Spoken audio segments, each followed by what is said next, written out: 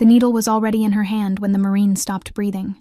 Dr. Evelyn Kane stood in the fluorescent glare of Oceanside VA Medical Center's emergency bay at 2:47 a.m., watching a routine shoulder dislocation become a death sentence. Everyone thought she was just another night shift surgeon, invisible by choice, forgettable by design. They had no idea what her hands had done in places the Navy would never acknowledge. For more stories like this, subscribe to Emergency Heroes Stories, and tell me in the comments, where are you listening from right now? The coastal fog pressed against the windows as Eve moved through the nearly empty ER. Her dark hair was pulled back in a bun that hadn't shifted in 6 hours. She wore the same navy scrubs as everyone else, the same white coat with her name embroidered in plain letters. Dr. E. Kane, General Surgery. Nothing about her suggested difference, except the way she moved. Economical, precise, like every motion had been calculated to save seconds. Dr. Marcus Chen stood at the central desk reviewing overnight admits. 52 years old, hospital administrator with kind eyes and persistent questions. He looked up as Eve signed in for her 3rd consecutive night shift. Dr. Kane, I've been reviewing your file. His voice was gentle but probing. Johns Hopkins Medical School, top of your class, trauma fellowship at Mass General. You could be chief of surgery anywhere. Why are you taking overnight shifts at a VA hospital? Eve met his eyes, her expression neutral. I prefer the quiet. Fewer politics, or fewer people asking questions. She didn't answer. Instead, she reached for the patient board, her fingers finding the marker with unconscious precision. Chen noticed the way she gripped it, not like a civilian doctor, but like someone who'd written triage orders while mortars fell. The ambulance bay doors burst open.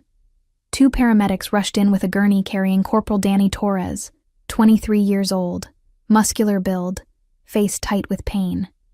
His left arm hung at an unnatural angle. Male, early 20s, shoulder dislocation from training exercise. The lead paramedic called out. Vitals stable, pain level 8 out of 10. Happened during obstacle course run at Camp Pendleton. The ER resident, Dr. Sarah Odom, moved to intercept. Bay 3, standard X-ray, then we'll reduce it under sedation. Eve stayed back, observing. Torres was breathing, conscious, vitals normal on the portable monitor. Textbook anterior shoulder dislocation. Except, she stepped closer. Torres's neck muscles showed subtle asymmetry. The supraclavicular fossa on his left side appeared fuller than the right, and when he inhaled, the movement wasn't quite synchronized. Wait. Eve's voice cut through the routine bustle. Don't move him yet. Dr. Odom turned, confused.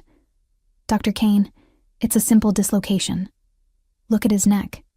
There's subcutaneous emphysema, air under the skin. Odom squinted at Torres. I don't see anything. Eve moved to Torres's side, her fingers palpating his neck with the kind of tactile precision that couldn't be taught in classrooms. She felt it immediately, the distinctive crackling sensation of trapped air beneath the tissue, like pressing bubble wrap under skin. He has a pneumothorax developing. Probably rib fracture from the fall that nobody noticed. That's impossible, Odom said. His oxygen saturation is 98%. He's not in respiratory distress. Not yet. Eve's eyes stayed on Torres's chest, watching the rise and fall. But he will be in approximately 4 minutes when it progresses to tension pneumothorax. Dr. Chen approached, his expression serious. Dr. Kane, that's a significant diagnosis based on very subtle findings. I'm certain. Certain enough to order a chest X-ray and delay treatment? Torres gasped suddenly, his oxygen monitor dropping to 94%. His neck veins began to bulge. Jugular venous distension, classic sign of pressure building in his chest cavity. Eve didn't wait for permission. Get me a 14-gauge needle, antiseptic, and hold him still. We're doing a needle decompression. Now. Dr. Odom froze. That's an invasive procedure. We should image first. There's no time. Eve was already at the supply cart, hands moving with practiced speed. She returned with the equipment, her movements so fluid they looked rehearsed. Torres's oxygen saturation dropped to 89%. His breathing became labored, panicked. Eve positioned the needle at the second intercostal space, mid-clavicular line, the exact spot where trapped air would be under lethal pressure. Her hand was absolutely steady as she pushed through skin, through muscle, into the pleural space. The rush of air that escaped was audible, a hissing release that confirmed everything. Torres gasped, his chest expanding properly for the first time in minutes. The oxygen monitor climbed. 92, 95, 98%. Doctor. Chen stared at Eve with an expression between respect and deep curiosity. How did you know? Before Eve could answer, Torres looked up at her through sedation-heavy eyes. His voice was barely a whisper, but in the quiet ER, everyone heard it. Thank you, Commander. Eve's jaw tightened. Torres's eyes closed as the medication took hold. But the damage was done. That single word, Commander, hung in the air like an accusation. Dr. Odom's eyes widened. Commander? Dr. Kane, were you military? Eve stripped off her gloves without looking at anyone. I was a lot of things. Now I'm just a surgeon who needs to write an incident report. She walked toward the staff office, leaving behind a Marine who shouldn't be alive and questions she couldn't afford to answer. Behind her, Dr. Marcus Chen picked up his tablet and opened Eve's personnel file. Something about her story didn't add up, and he was determined to find out what Dr. Evelyn Kane was really hiding in the shadows of the night shift. By morning, Eve's name was everywhere. The overnight staff had talked. Word spread through Oceanside VA Medical Center like smoke through ventilation ducts. The quiet night shift surgeon had diagnosed a tension pneumothorax by touch alone and saved a Marine's life in under 2 minutes. And he'd called her Commander. Eve sat in the surgeon's lounge at 6:15 a.m., drinking coffee that had gone cold an hour ago. Through the window, the Pacific Ocean stretched gray and restless under the dawn sky. She'd chosen this hospital specifically for its location. Coastal, isolated, far from the Navy bases where people might recognize her face. That distance was about to collapse. The lounge door opened. Lieutenant James Nakamura, retired, stepped inside. 51 years old, surgical nurse with 23 years of Navy service, and the kind of calm that came from working trauma bays on aircraft carriers. He was the only person at Oceanside who knew fragments of Eve's real story. You're trending on the hospital's internal message board, James said, sitting across from her. 3 residents, 2 attending physicians, and the entire night nursing staff want to know how you made that diagnosis. Pattern recognition. Eve's answer was automatic, rehearsed. Eve, you palpated subcutaneous emphysema that wasn't visible.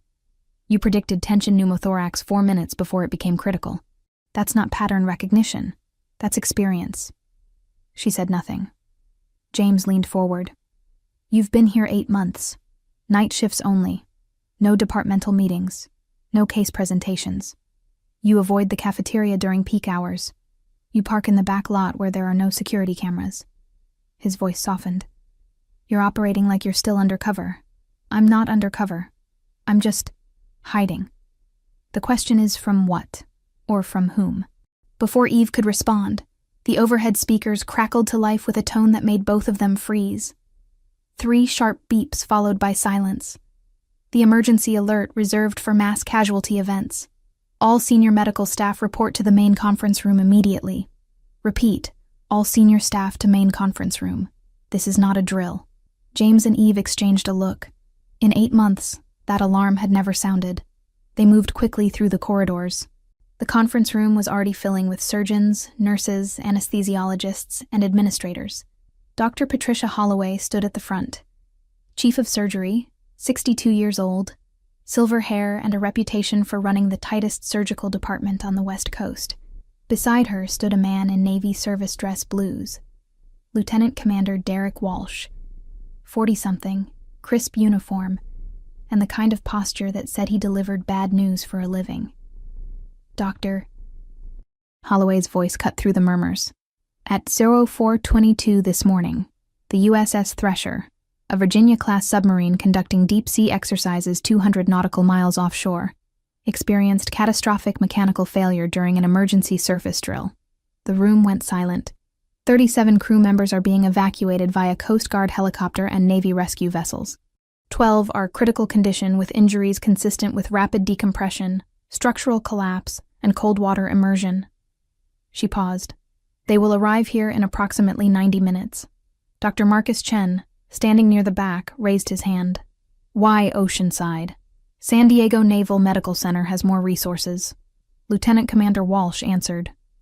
Oceanside VA has hyperbaric chambers and specializes in veteran trauma care. Given the nature of the injuries and the time-sensitive treatment required for decompression sickness, this facility was designated primary receiving. Dr. Holloway scanned the room. We need to prep 4 ORs, mobilize all hyperbaric certified staff, and establish a triage protocol for submarine-specific trauma. Her eyes swept across the assembled doctors. Does anyone here have experience with deep-sea injuries or submarine disaster medicine? Silence. Eve felt James tense beside her. She kept her eyes forward, willing herself to remain invisible. Dr. Holloway's frustration was visible. No one? We're about to receive casualties with arterial gas embolisms, barotrauma, flash burns from electrical fires, and hypothermia complicated by saltwater immersion. These are not standard trauma presentations. More silence. Surgeons shifted uncomfortably. This wasn't their expertise. James Nakamura's voice broke the quiet. She does. Every head turned. James nodded toward Eve. Doctor, Kane has experience. Extensive experience. Eve's jaw tightened. She could feel Dr. Holloway's eyes lock onto her like targeting lasers. Dr. Kane? Holloway's voice carried skepticism and desperate hope in equal measure. You've treated submarine casualties? Eve's mind raced through a dozen possible deflections, half-truths, and evasions. But 12 sailors were dying in helicopters right now, and her pride wasn't worth their lives. Yes, she said quietly. I've treated them before. Where? When? Eve met Holloway's gaze. I wrote the Navy's protocol for submarine trauma response in 2019, after the research vessel incident in the Arctic. I trained surgical teams on hospital ships for deep-sea casualty management. The room erupted in whispers. Lieutenant Commander Walsh was staring at Eve with sudden recognition. Dr. Holloway stepped forward. Then you're leading this response, effective immediately. I can't. You can, and you will. 12 sailors are incoming, and you're the only person in this hospital who knows how to save them. Holloway's voice was steel. Whatever reason you have for hiding your expertise ends right now. Eve's hands were steady, but something inside her wasn't. She'd spent 3 years becoming invisible, and in one morning, everything had unraveled. James touched her shoulder briefly, a reminder. She wasn't alone. Eve took a breath and stepped forward. All right, here's what we need. The trauma bay smelled like salt water and jet fuel. Eve stood at the center of organized chaos, directing preparations with a precision that made the staff pause mid-movement. She'd transformed from invisible night shift surgeon to battlefield commander in under 10 minutes. Hyperbaric Chamber 1 prepped for immediate occupancy. Chamber 2 on standby. I need portable ultrasound in every bay, warming blankets set to 42 degrees Celsius, and mannitol ready for cerebral edema. Her voice carried across the ER without rising. Anyone who's not hyperbaric certified, move to support roles now. No exceptions. Dr. Holloway watched from the doorway, her expression unreadable. Dr. Marcus Chen approached Eve cautiously. Dr. Kane, you mentioned writing the Navy's protocol. When exactly? Later. Eve's eyes stayed on the trauma bay entrance. They're 2 minutes out. The memory hit her without warning. The deck of USNS Mercy pitching in Arctic waters, 2019. Commander Evelyn Kane in Navy khakis, standing before 30 surgeons and corpsmen, teaching them what civilian medicine never acknowledged, how to save men who'd been crushed by their own submarine. Arterial gas embolism is the killer, she told them, her voice steady despite the rolling seas. Nitrogen bubbles in the bloodstream. They lodge in the brain, the heart, the spinal cord. You have minutes to decompress them, or they die. And if you hesitate because you've never done it before, they die faster. The Present crashed back as the first Coast Guard helicopter touched down on the helipad above them. Eve's hands moved to check her equipment one final time. Muscle memory from a life she'd tried to forget. The elevator doors opened. Paramedics rushed out with the first gurney. Male, mid-20s, Petty Officer 2nd Class Brian Foster. The lead paramedic shouted over the rotor noise still echoing in the shaft. Decompression sickness, altered mental status, left-sided weakness. Vitals declining during transport. Eve moved to intercept, her trained eyes scanning Foster's presentation in seconds. His pupils were unequal. His breathing was irregular. Classic signs of cerebral arterial gas embolism. Nitrogen bubbles had reached his brain. Get him to hyperbaric chamber 1. Now. Eve turned to the respiratory therapist. Prep for immediate compression to 60 feet seawater equivalent. We're treating this as type 2 DCS with neurological involvement. Dr. Sarah Odom, the ER resident from last night, stared. Shouldn't we image first? CT to confirm. There's no time. Imaging takes 20 minutes. He has maybe 5 before permanent brain damage. More gurneys flooded in. A female ensign with flash burns across her arms and face. A chief petty officer with crush injuries and hypothermia. A young technician coughing up pink frothy fluid, pulmonary barotrauma from rapid ascent. Eve directed traffic like she'd done it 1,000 times before, because she had. Different ocean, different casualties, same desperate math of triage and time. But it was Foster who broke the rhythm. Inside the hyperbaric chamber, visible through the thick acrylic window, his body began to seize. Violent whole-body convulsions that made the monitoring equipment scream alarms. The hyperbaric technician's voice crackled through the intercom. He's seizing. Protocol says administer benzodiazepines. No. Eve was already at the chamber control panel. Benzos will mask the problem, not fix it. The nitrogen bubble is expanding in his brain. We need to release the pressure directly. Dr. Holloway appeared at her shoulder. Release pressure how? He's in a sealed hyperbaric chamber. Eve's hands moved across the controls, her mind calculating risks at computational speed. We perform emergency burr holes. Drill through the skull to release intracranial pressure while he's under hyperbaric conditions. The room went silent except for Foster's seizing body and the machine alarms. That's not a standard procedure, Holloway said carefully. I've never even heard of performing cranial surgery inside a hyperbaric chamber. It's classified naval special warfare medical protocol. Eve met her eyes. I taught it to SEAL team surgeons for submarine rescue operations. It's never been done in a civilian facility because civilian facilities don't get these casualties. James Nakamura was suddenly beside her, already pulling on a hyperbaric suit. What do you need? Manual drill, sterile field, and someone who won't panic when we're locked in a pressurized tube with a seizing patient. Eve was already suiting up. That's you. Holloway grabbed Eve's arm. If you screw this up, that sailor dies and you lose your medical license. Eve's pale green eyes held something ancient and tired. If I don't try, he dies anyway. I've made that calculation before. They entered the chamber. The pressure equalized with a hiss that made Eve's ears pop. Foster's body continued its violent dance against the restraints. Eve positioned the drill with hands that had done this in far worse conditions. In field hospitals under fire. In sinking ships. In places where hesitation meant death. The drill bit pierced skull. Cerebral spinal fluid mixed with blood released in a controlled stream. The pressure that had been killing Foster's brain escaped in seconds. His seizing stopped. The monitors stabilized. Through the chamber window, Eve could see Dr. Holloway's face. Shock, awe, and one burning question forming on her lips. When they finally exited the chamber 20 minutes later, Holloway was waiting. Who the hell are you really? Doctor.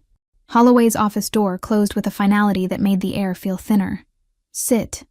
It wasn't a request. Eve remained standing, her back to the window where morning light painted the Pacific in shades of steel. Between them, 3 years of carefully constructed lies were about to collapse. Holloway leaned against her desk, arms crossed. I just watched you perform a procedure that doesn't exist in any civilian medical textbook. You coordinated a mass casualty response for submarine trauma like you'd done it yesterday. And every sailor we've stabilized keeps asking for Commander Kane. Her voice sharpened. So I'll ask one more time. Who are you? Eve's jaw tightened. The silence stretched until it became unbearable. Commander Evelyn Kane. Former. Naval Special Warfare Group. The words felt like confessing to crimes she'd already served time for. 6 deployments. Trauma surgeon embedded with SEAL teams. Holloway's expression shifted from anger to something more complex. Respect mixed with confusion. Special warfare. That's not regular Navy. That's classified operations. Yes. And you're here working night shifts at a VA hospital because... Eve finally sat. Exhaustion seeping through the adrenaline that had sustained her all morning. 3 years ago, South China Sea. Our team was extracting a high-value asset when everything went wrong. Enemy forces surrounded our position. Command ordered immediate evacuation. Leave the wounded. Save the mission. Holloway leaned forward, listening. I had 4 SEALs on my operating table. Critical injuries. They'd die if we moved them. Eve's voice was flat, clinical, like she was presenting a case study instead of the moment that destroyed her career. I refused the order. Told the extraction team to leave without us. I stayed behind and finished the surgeries while rounds hit the building. Jesus Christ.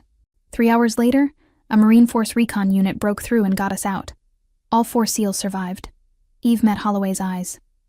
And 2 weeks later, I was court-martialed for insubordination and willful disobedience of a direct order. Holloway stood abruptly. You saved 4 lives and they punished you for it? I broke the chain of command. In the military, that's unforgivable.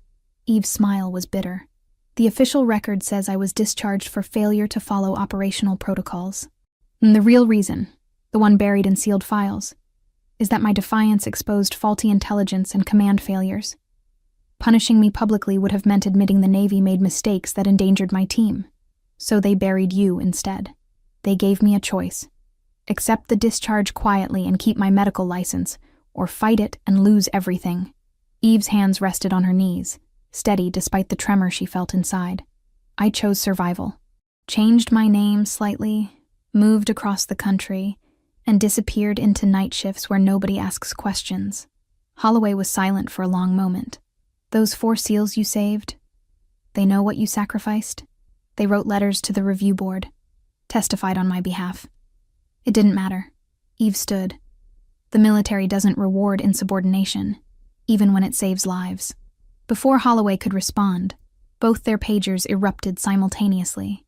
The overhead speakers crackled. Emergency trauma alert. Incoming critical patient ETA 3 minutes. Dr. Kane and Dr. Holloway to trauma bay immediately. They moved into the corridor at a run. James Nakamura met them halfway, his face grim. It's the submarine's commanding officer, Captain Rachel Voss. Massive internal trauma, shock, and she's barely conscious. He paused. She's asking for you by name, Commander Kane. Eve felt the blood drain from her face. Rachel Voss. You know her? We served together. Joint Task Force, 2018. Eve's mind raced. If Rachel's asking for me, it means she knows I'm here. It means the ambulance bay doors burst open.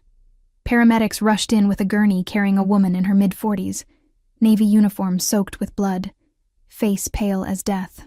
Captain Rachel Voss's eyes found Eve immediately. Recognition flickered through the pain. Commander, she whispered, her voice barely audible. Knew you couldn't. Stay hidden. Forever. Eve gripped the gurney rail. What happened, Rachel? Implosion. Thrown against Khan during emergency surface. Voss coughed, blood staining her lips. Internal bleeding. Bad. I can feel it. Dr. Holloway was already directing the team. Get her to imaging now. Full trauma protocol. But Eve was already running her hands along Voss's abdomen, palpating with the kind of diagnostic precision that came from years of field medicine. She felt it immediately. The rigid abdomen, the defensive guarding, the subtle mass that shouldn't be there. No time for imaging. She has a traumatic aortic injury.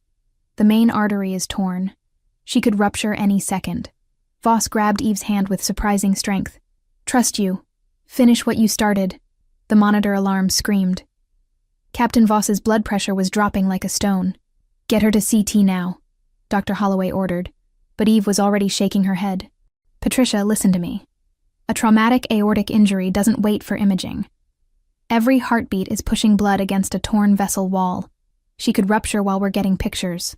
You can't diagnose that without confirmation. The portable ultrasound was already in James Nakamura's hands. He positioned it over Voss's chest with the efficiency of someone who'd worked 100 trauma bays. The screen flickered to life, showing the grainy outline of her heart and the great vessels. There, a subtle widening of the mediastinum. The telltale shadow that meant blood was collecting where it shouldn't be. Dr. Raymond Park appeared, the hospital's cardiovascular surgeon. 60 years old, impeccable credentials, and a reputation for never taking unnecessary risks. He studied the ultrasound image, his expression darkening. Possible aortic dissection. We need to stabilize her and arrange transfer to San Diego Cardiac Center. They have the equipment and specialists for this. She won't survive transport. Eve's voice was flat, certain. That injury is minutes from complete rupture. Maybe seconds. Park turned to face her, his authority challenged in front of the entire trauma team. Dr. Kane, with all due respect, aortic repair requires cardiopulmonary bypass, specialized grafts, and a team trained in... I've repaired this injury 4 times in the field. Eve met his eyes without blinking. Twice underwater in a flooding submarine rescue vehicle with nothing but portable equipment and combat surgical kits. The trauma bay went silent except for the screaming monitors. That's impossible, Park said quietly. Aortic repair under those conditions would be classified naval special warfare protocol. Yes, it is. Eve moved closer to Voss, checking her pupils, her pulse, the subtle signs that time was running out. Captain Voss doesn't have the luxury of proper facilities or ideal conditions. She has me and whatever we can do in the next 10 minutes. Dr. Holloway stepped between them. Eve, if you're wrong, if this goes bad, then I lose everything I have left. My license, my career, maybe criminal charges. Eve's hands were already moving to prep Voss for emergency surgery. But if I do nothing, Rachel dies on this table while we debate procedure. Voss's hand shot out, grabbing Eve's wrist with surprising strength. Her eyes opened, focusing with the last reserves of consciousness. Eve. Her voice was a whisper drowned by machine alarms. Joint Task Force. 2018. Djibouti. You saved 11 men when the transport ship was sinking. She coughed, blood staining her teeth. Command wanted to abandon them. You told them to go to hell, and you saved everyone. Eve's throat tightened. I know what you sacrificed. Voss's grip strengthened. I know they destroyed you for doing the right thing, and I'm asking you to do it again. Her eyes locked onto Eve's. I trust you, Commander. Finish what you started. The monitors screamed a new alarm. Voss's blood pressure crashed, 80/40, falling rapidly. Dr. Park stared at the monitor, then at Eve. If we're doing this, we need to move now. Or 2 is prepped. Eve looked at Dr. Holloway, who nodded once. Permission and acknowledgement in a single gesture. James, scrub in. Dr. Park, I need your hands even if you don't trust my methods. Eve was already moving toward the surgical wing, her voice carrying commands refined over 6 deployments. Get me vascular clamps, arterial grafts, and someone on standby with 10 units of O-negative blood. They wheeled Voss toward the OR at a run, her life measured in heartbeats, and the surgeon who refused to let another person die for following orders. The operating room lights were too bright, too sterile. Nothing like the field hospitals where Eve had learned to do the impossible. Captain Voss lay on the table, chest open, her aorta exposed like a time bomb wrapped in human tissue. Eve stood with her hands inside another person's chest cavity, feeling the damaged vessel pulse weakly beneath her fingers. Doctor. Raymond Park stood across from her, his decades of cardiovascular surgery confronting something he'd never seen. Combat surgical technique brought into a civilian OR. Her pressure is dropping. The anesthesiologist called out. BP 70/35. She's losing volume faster than we can replace it. Eve's hands moved with mechanical precision. Every motion was economical, purposeful, refined by years of operating in places where hesitation meant death. She located the tear in the descending thoracic aorta, a 3-centimeter laceration that was bleeding into Voss's chest cavity. Vascular clamps. Eve said quietly. James Nakamura placed the instruments in her hands without being asked twice. He'd seen this choreography before, in different wars, different operating rooms, but always the same desperate dance between skill and time. Eve began the repair. Her sutures were faster than civilian technique, tighter, designed to hold under combat conditions. Dr. Park watched with an expression caught between professional admiration and disbelief. Your hand positioning. Park said quietly. That's not standard approach. You're compensating for limited visibility and the possibility of losing power mid-surgery. Yes. Eve didn't look up. When you operate in forward bases, you learn to work by feel. The lights don't always stay on. Then Voss's monitor screamed, Pressure crashing! 50/30! The tear is extending! The anesthesiologist shouted. Eve's hands froze for half a second. She could see it now. The laceration was propagating along the vessel wall, spreading like a crack in glass. Standard protocol required cardiopulmonary bypass, routing Voss's blood through a heart-lung machine while they repaired the damage. But initiating bypass took 15 minutes minimum. Voss had maybe 2. "We need to convert to full bypass," Dr. Park said, his voice tight with controlled panic. "This is beyond direct repair. There's no time." Eve's mind was already calculating the impossible math. "We cross-clamp the aorta above and below the injury, repair it in under 4 minutes, then release. Any longer and her organs start dying from lack of blood flow." Park stared at her. "That's a battlefield technique. It's not approved for civilian use because the risk of organ failure is—" "I've done it 4 times. Different oceans, different casualties, same injury." Eve's voice was absolutely calm. "It works if you're fast enough. And if you're not, then she dies. But she's dying right now, so the outcome is the same." Eve positioned the vascular clamps. "I need everyone in this room to trust me for the next 4 minutes. Can you do that?" Silence. Then James spoke, his voice steady. "I trust you, Commander." Dr. Park looked at Voss's monitor, at the blood pressure falling into lethal territory, at the surgeon whose hands had already saved lives in conditions he couldn't imagine. "Start the timer," Park said. Eve placed the clamps. Voss's blood flow to her lower body stopped completely. The clock began. 4 minutes, James announced. Eve's hands moved faster than surgical teaching allowed. Her sutures were combat tight, each one placed with the muscle memory of someone who'd done this in helicopters, in sinking ships, in places where perfection was impossible but good enough meant survival. No wasted motion, no hesitation. Just hands that had learned to save lives when everything else was failing. 3 minutes. Sweat appeared on Dr. Park's forehead. He'd never seen anyone move this fast with this much precision. It violated every principle of careful, methodical surgery he'd spent 40 years perfecting. But it was working. 2 minutes. The tear was closing. Eve's sutures formed a perfect line of interrupted stitches, each one reinforcing the vessel wall, each one holding back the pressure that wanted to tear it apart. 1 minute. Eve tied off the final suture. Her hands moved to check the repair, palpating the vessel for any weakness, any sign of continued leaking. Nothing. The repair was solid. 45 seconds. Releasing clamps now. Eve's voice was steady despite her racing heart. The clamps came off. Blood rushed back into Voss's lower body. The aorta held. 3 minutes, 42 seconds, James said quietly. The monitors stabilized. Blood pressure climbed. 60 over 40, 75 over 50, 90 over 60. Dr. Park was staring at the repair like it was a magic trick he couldn't explain. That's impossible. Nobody works that fast. Combat surgeons do, Eve said simply. Because our patients don't have the luxury of time.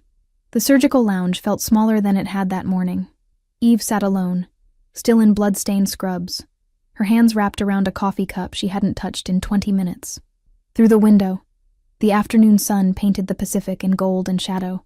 Captain Voss was stable in the ICU.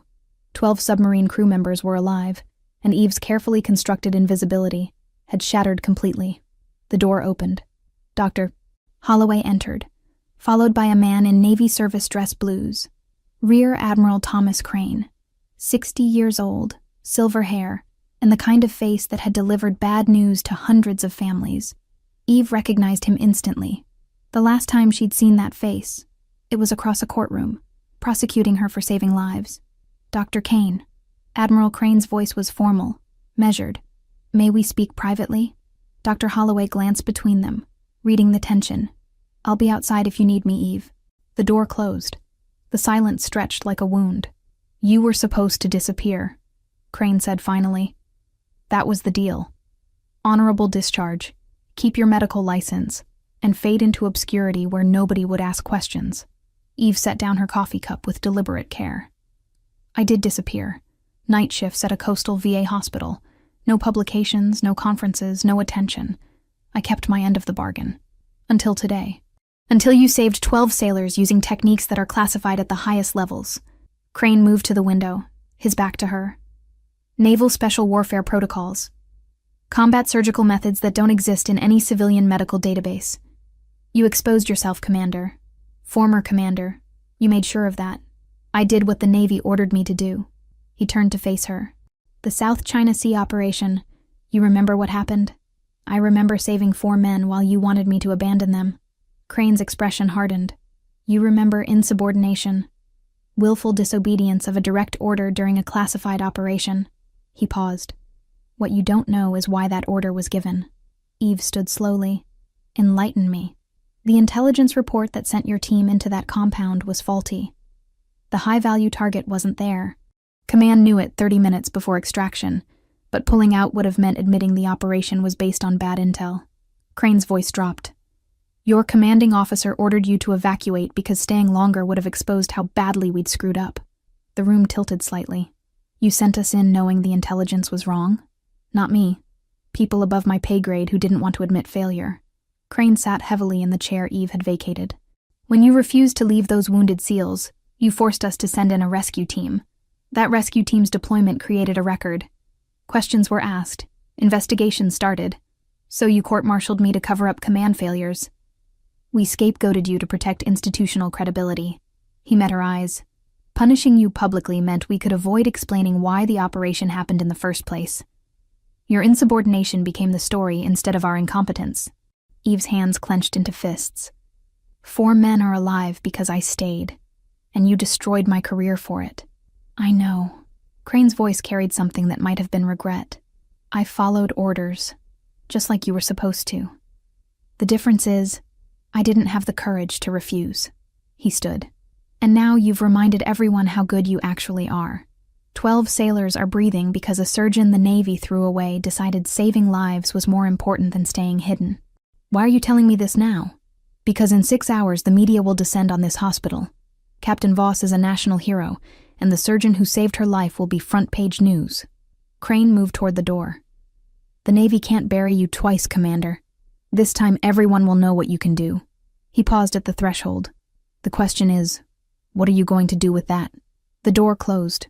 Eve stood alone in the surgical lounge, no longer invisible, no longer protected by obscurity. Outside, the Pacific stretched endless and unforgiving, like the truth that had finally caught up to her. Eve had been awake for 22 hours when the second wave hit. The emergency bay doors burst open at 4:47 p.m., and 3 more gurneys flooded into the trauma center. The submarine casualties that hadn't been critical enough for the first extraction had deteriorated during transport. Petty Officer First Class Miguel Santos, the Coast Guard paramedic shouted over the chaos. 29 years old, decompression sickness. Started treatment in hyperbaric chamber on the rescue vessel, but he's getting worse, not better. Eve was already moving toward the gurney. Santos's face was contorted in pain, his left side twitching with involuntary movements. His pupils were dilated and sluggish, classic signs of cerebral arterial gas embolism. Nitrogen bubbles had reached his brain. Get him to hyperbaric chamber 2, Eve ordered. Continue oxygen at 100% and prep for immediate recompression. Dr. Marcus Chen intercepted her in the hallway. Dr. Kane, he's already been under hyperbaric treatment for 90 minutes. Standard protocol says... Standard protocol isn't working. Eve checked Santos's chart on the portable tablet. His symptoms are progressing despite treatment. That means we're missing something. They wheeled Santos into the hyperbaric chamber. The medical team initiated compression to 60 feet seawater equivalent, the standard depth for treating severe decompression sickness. Eve watched through the thick acrylic window as the pressure increased. Santos's condition worsened. His seizures intensified. The cardiac monitor showed arrhythmias that shouldn't exist if this were simple decompression sickness. He's not responding. James Nakamura said quietly beside her. Eve, what are we missing? Eve's mind raced through every case she'd seen. Every submarine casualty. Every impossible presentation. Then it clicked. A memory from 2017. Arctic operations. A SEAL diver with the exact same pattern. Paradoxical gas embolism. Eve's voice cut through the worried murmurs. He has an undiagnosed cardiac defect. A hole in his heart that's letting nitrogen bubbles bypass his lungs and go straight to his brain. Doctor. Raymond Park appeared, still in surgical scrubs from Voss's operation. That's incredibly rare. We'd need an echocardiogram to confirm. Then get me one. Now. 10 minutes later, the portable ultrasound confirmed what Eve already knew. Patent foramen oval. A small opening between the heart's upper chambers that should have closed in childhood but didn't. In Santos's case, it had turned a survivable injury into a death sentence. The only way to save him is to close that defect, Eve said, her voice steady despite the impossible task ahead. We need to perform cardiac catheterization while he's still under hyperbaric pressure. The room went silent. That's never been done here, Dr. Park said. We don't have the equipment modifications for catheterization inside a pressurized chamber. We don't even have protocols. Then we improvise. Eve turned to face him. That's what combat medicine is. You work with what you have, not what you wish you had. Dr. Kane, this is beyond improvisation. This is experimental. This is a 29-year-old sailor who will die in the next hour if we debate procedure instead of acting. Eve's green eyes held Park's. I've done emergency procedures in worse conditions. Sinking ships, flooded compartments, zero visibility. This chamber has lights, oxygen, and equipment. It's practically luxury. James was already gathering modified catheterization equipment. What do you need? Eve began listing supplies, her mind already mapping the procedure. Dr. Holloway appeared in the doorway, and Eve explained the situation in 30 seconds. Do it, Holloway said simply. Whatever you need. Dr. Park stared at Santos's deteriorating vitals, then at Eve. If this works, you'll have performed a procedure that doesn't exist in any medical textbook. And if it doesn't work, he dies anyway. Eve was already suiting up for chamber entry, so we might as well try. The hyperbaric chamber wasn't designed for cardiac surgery. Eve and Dr. Raymond Park stood inside the pressurized steel cylinder, surrounded by modified catheterization equipment that James Nakamura had jury-rigged in 20 minutes. The portable fluoroscopy machine hummed against the curved wall, its imaging screen showing Santos's heart in grainy black and white. Outside the acrylic window, Dr. Holloway stood with her arms crossed, her expression caught between professional curiosity and the knowledge that hospital legal counsel was going to have a field day with this. Pressure stabilized at 60 feet. The chamber operator announced through the intercom. You have full atmospheric control. Eve positioned the catheter at Santos's femoral artery. The thin wire would travel up through his vascular system, through his heart, and deploy a small closure device over the patent foramen oval, the hole that was killing him. I've done hundreds of these procedures, Dr. Park said quietly, his hands assisting Eve's, but never under pressure. Never in a hyperbaric chamber. Then today you learned something new. Eve advanced the catheter, watching its progress on the fluoroscopy screen. The wire snaked through Santos's iliac artery, up his aorta, into his heart. The technique required absolute precision. One wrong move, and the catheter could puncture a vessel wall or trigger a fatal arrhythmia. Eve's hands moved with the steady confidence of someone who'd performed procedures in far worse conditions. Approaching the atrial septum, she narrated for the team watching outside. Visualizing the PFO now. The screen showed the exact location, a small dark spot between the heart's upper chambers where blood and nitrogen bubbles were crossing paths. Eve began threading the closure device through the catheter. This was the critical moment. The device needed to deploy on both sides of the hole simultaneously, like an umbrella opening inside Santos's heart. Then, the fluoroscopy screen went black. Power failure. James's voice crackled through the intercom. Urgent, but controlled. The modified equipment is overloading the chamber's electrical system. We're resetting now. Dr. Park's eyes widened. We can't continue without imaging. We're operating blind. No. Eve's voice was absolutely calm. I'm operating blind. You're going to talk me through the anatomy while I work by feel. Eve, that's impossible. I've done this before. Different context. Same principle. Her hands stayed perfectly still, the catheter positioned exactly where it needed to be. In 2020, South Pacific Submarine Rescue Operation performed an emergency pericardiocentesis in a flooded compartment with zero visibility. You learned to see with your hands. She closed her eyes, blocking out every distraction. Her entire world became the tactile feedback traveling through the catheter, the subtle resistance of tissue, the pulse of blood flow, the anatomical landmarks she'd memorized from thousands of procedures. Deploying the device now, Eve said quietly. Dr. Park watched in disbelief as her hands made micro-adjustments, responding to sensations he couldn't perceive. She was navigating Santos's heart, using nothing but touch and anatomical knowledge refined over years of impossible surgeries. First disc deployed, Eve narrated, feeling for the septal wall. There. positioning second disc. The chamber was silent except for Santos's cardiac monitor and Eve's steady breathing. Outside, the entire trauma team pressed against the observation window, watching a procedure that shouldn't be possible. Second disc deployed, checking position by palpation. Eve's fingers made minute adjustments to the catheter. Devices seated, releasing deployment mechanism. The fluoroscopy screen flickered back to life. The image showed the closure device perfectly positioned, both discs straddling the patent foramen oval, the hole sealed completely. Dr. Park stared at the screen, then at Eve. That's perfect placement.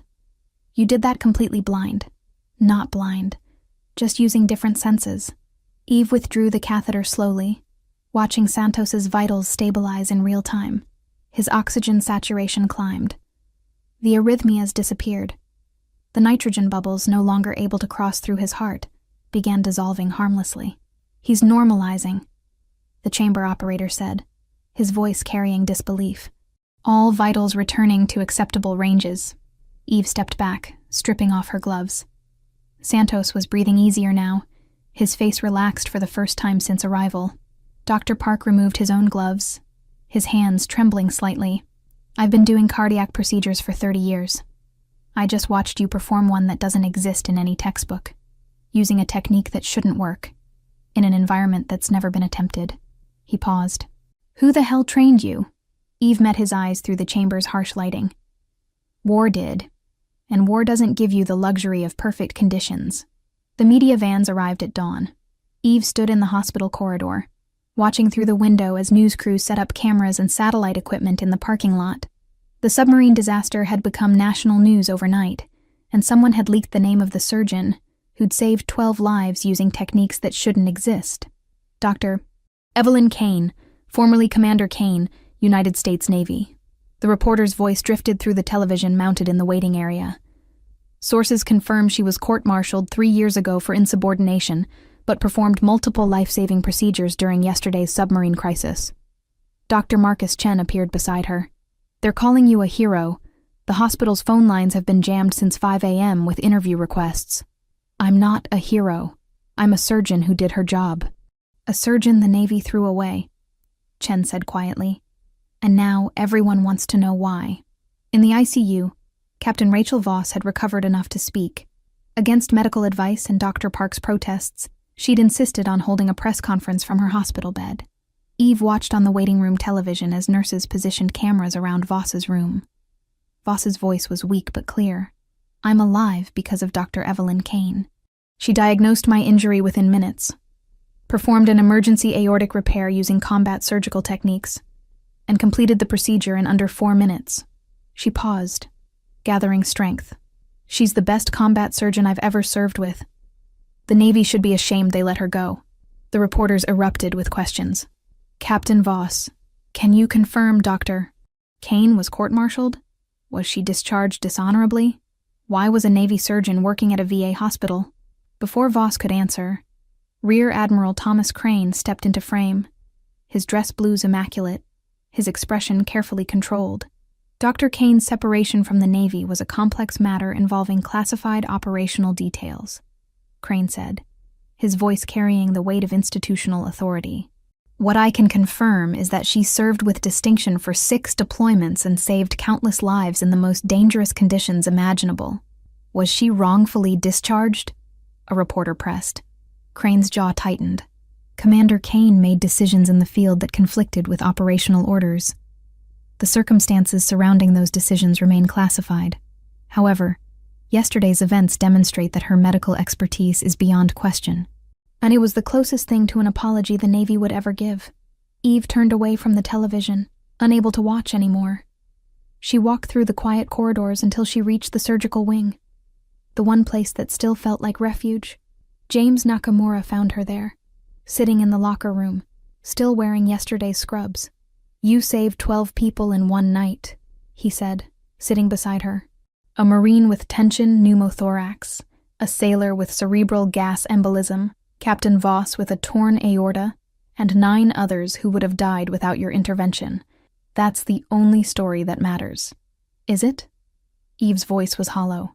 Or is the story about a disgraced military surgeon who couldn't follow orders?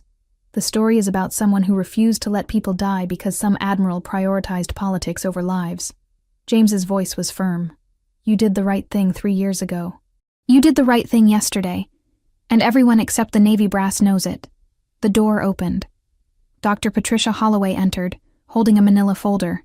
The board met this morning. Emergency session. She sat across from Eve. We have a problem, Dr. Kane. You're qualified to work night shifts and assist in routine surgeries. But what you did yesterday, that level of expertise, that kind of skill, we can't waste it on overnight coverage. Eve looked up. What are you saying? I'm offering you the position of Director of Trauma Services. Full authority over emergency protocols, surgical training, and disaster response. Holloway opened the folder, revealing a contract. Oceanside VA is about to become the premier trauma center on the West Coast, and you're going to build it. Eve stared at the papers. Patricia, you're still the best trauma surgeon I've ever seen. The politics, the court-martial, the past, none of that matters inside this hospital. Holloway's expression softened. You've spent 3 years hiding. It's time to stop. Through the window, the Pacific Ocean stretched endless under the morning sun. No longer a barrier to escape behind, but an horizon full of possibility.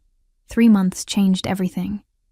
The Oceanside VA Trauma Institute stood where an abandoned wing once collected dust. Eve walked through the renovated facility, watching residents practice emergency procedures on high-fidelity simulators designed to replicate combat conditions. Flooding compartments, power failures, mass casualty scenarios. Dr. Raymond Park stood at a teaching station, demonstrating the cross-clamping technique Eve had used to save Captain Voss. His students listened with the intensity of people learning surgery that could mean the difference between life and death. The key is speed without panic, Park explained, his voice carrying the authority of someone who'd learned from the best. Commander Kane taught me that perfect conditions are a luxury. You work with what you have. Eve smiled slightly. Park had stopped calling her Dr. Kane weeks ago, insisting that her rank meant something worth remembering. James Nakamura approached, carrying a tablet. Media's here for the opening ceremony. Captain Voss arrived 10 minutes ago in full dress uniform. And there's someone else waiting in your office. Who? Rear Admiral Crane. He said it's important. Eve found Crane standing by her window, holding a sealed envelope with Navy insignia. Commander Kane. He turned, his expression unreadable. The Secretary of the Navy asked me to deliver this personally. Eve took the envelope, feeling its weight. What is it? Honorable reinstatement as Navy Reserve Commander.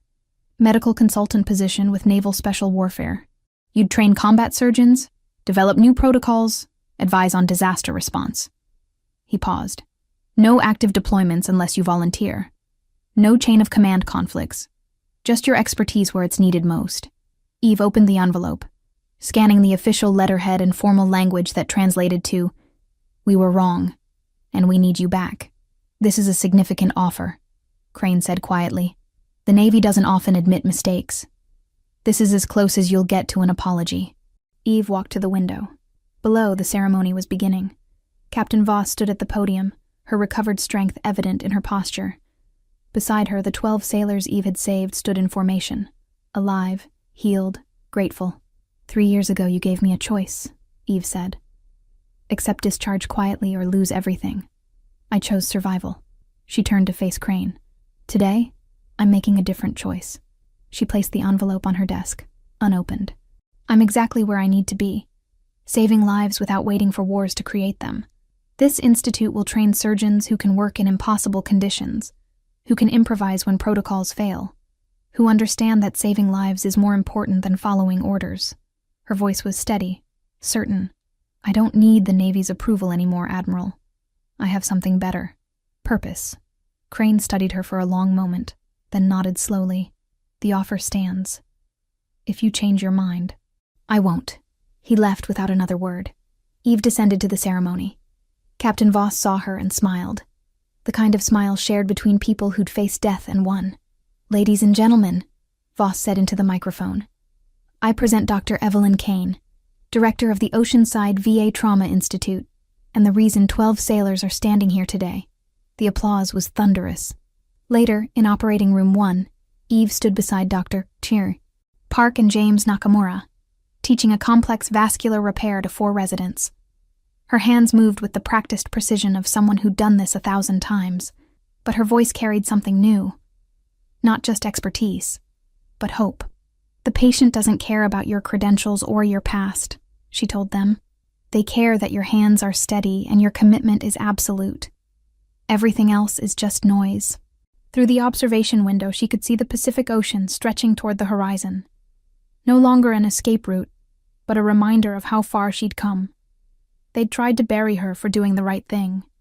They'd stripped her rank, destroyed her career, and forced her into shadows.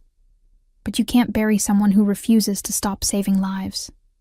And in the end, that was the only story that mattered.